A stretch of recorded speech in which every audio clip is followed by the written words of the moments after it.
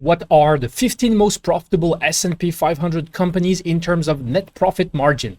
This is a very simple question that I asked ChatGPT today. I also asked the same thing to Gemini 3.1 Pro and Claude. And I was so surprised to see that I got three very different answers. So ChatGPT gave me Vornado Realty Trust as number one, VeriSign as number two. Gemini 3.1 Pro gave me Emerson Electric as number one and Nvidia as number two. And Claude gave me Vici Properties and CME Group at number two. So, and I know that this is not true. This is not accurate because AppLovin on the right, which is an S&P 500 component, it's a company in there, it has higher profit margin than all of these companies with 64%. So how come ChatGPT is telling me that the highest profit margin company in the S&P 500 is 49?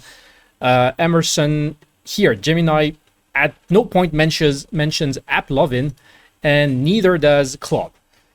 And it's bugging me because this is very accessible data. It's public on Yahoo Finance and updated in real time. So how come nowadays frontier models like ChatGPT, Gemini, and Claude are not able to pull this data? That's very, very surprising. So I'm going to ask the same thing to Obside and see how it does. Because this is like supposedly with today's model. I mean, we're in 2026. We're supposed to get very basic answers like this in 10 seconds. This is a very simple question. So let's see how it does.